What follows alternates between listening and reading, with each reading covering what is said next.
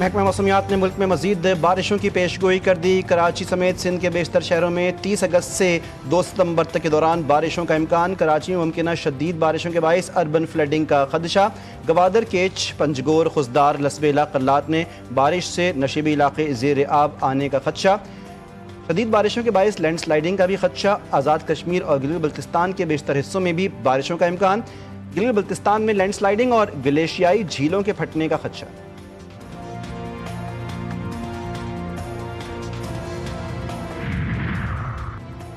پاکستان میں انسداد پولیو مہم 1 سپٹمبر سے شروع ہوگی۔ ملک کے 99 اضلاع میں 2.80 کروڑ بچوں کو پولیو ویکسین دی جائے گی۔ مہم میں 2,40,000 سے زائد پولیو ورکرز حصہ لیں گے۔ سیلاب سے متاثرہ اضلاع میں پولیو اور دیگر بیماریوں کے پھیلاؤ کا خدشہ بڑھ گیا۔ والدین کو ہر مہم میں بچوں کو پولیو کے قطرے لازمی پلانے کی ہدایت۔ بچوں کا حفاظتی ٹیکوں کا کورس بروقت مکمل کروایا جائے۔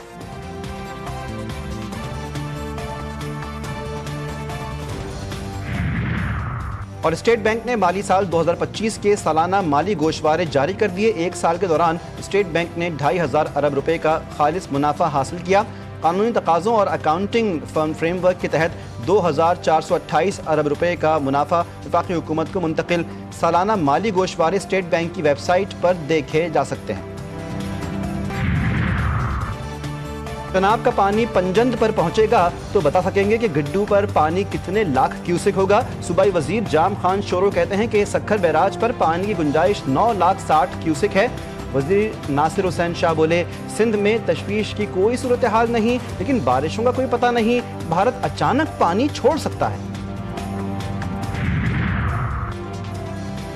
جہاں ضروری ہوا وہاں ڈیمز بنائیں گے، ہمیں ڈیم بنانے چاہیے۔ وزیر اعلیٰ خیبر پختونخوا علی امین گنڈاپور کہتے ہیں خیبر پختونخوا کے ساتھ زیادتی ہو رہی ہے، نہروں کے لیے وفاق سے فنڈنگ نہیں مل رہی، پیسہ ان سیکٹرز میں لگائیں گے جہاں ضرورت ہے۔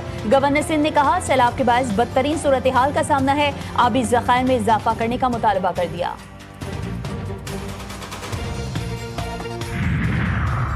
اقوام متحدہ کا پاکستان میں سیلاب متاثرین کے لیے $6 لاکھ ہنگامی امداد کا اعلان۔ سیکرٹری جنرل اقوام متحدہ کے ترجمان کی میڈیا سے گفتگو، کہا پاکستان میں گزشتہ 10 دن بارش اور سیلاب سے 400 افراد جاں بحق، 190 سے زائد زخمی ہوئے، 20,000 سے زائد بے گھر متاثرین کو پناہ گاہوں طبی امداد کے لیے نقد معاونت کی فوری ضرورت ہے۔ چیئرمین پی ٹی آئی 4 قائمہ کمیٹیوں سے مستعفی بیرسٹر گوہر نے خود استعفیٰ اسپیکر آفس میں جمع کروا دیا۔ بیرسٹر گوہر نے قانون و انصاف، انسانی حقوق، آئی ٹی اور ہاؤس بزنس ایڈوائزری سے استعفیٰ دیا ہے، کہا 4 کمیٹیوں میں تھا، استعفیٰ دے دیا ہے۔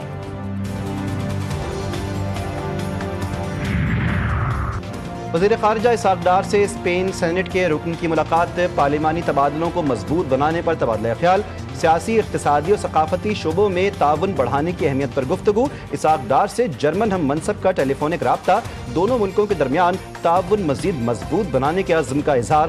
دونوں وزرائے خارجہ کا اعلیٰ سطح کے رابطوں کی اہمیت پر زور، علاقائی امور پر تبادلہ خیال کیا گیا۔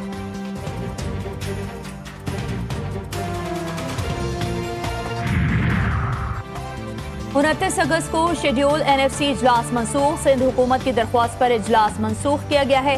11ویں قومی مالیاتی کمیشن ایوارڈ اجلاس 29 اگست کو طلب کر لیا گیا تھا۔ ذرائع کے مطابق NFC کے آئندہ اجلاس کی تاریخ مشاورت کے بعد طے کی جائے گی۔ ابتدائی اجلاس میں 3 نکاتی ایجنڈے پر غور کیا جانا تھا۔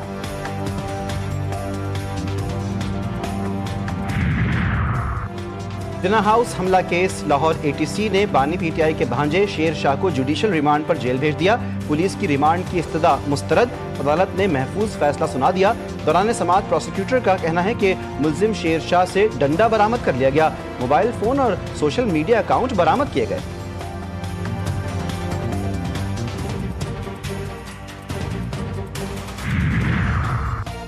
تشدد اور دھمکیاں دینے کا کیس، چنیسر ٹاؤن کے چیئرمین فرحان غنی اور دیگر ملزمان کے جسمانی ریمانڈ میں 3 دن کی توسیع۔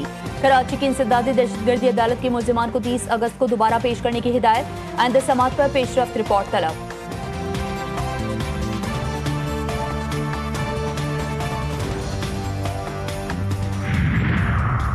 احتجاج کرنا ہر شہری کا حق ہے، لیکن کوئی ہمیں بلیک میل نہیں کر سکتا۔ محکموں میں اصلاحات کا سلسلہ جاری رکھیں گے، جن کو ریفارمز سے کوئی مسئلہ ہے تو ان کے ساتھ بیٹھنے کے لیے تیار ہیں۔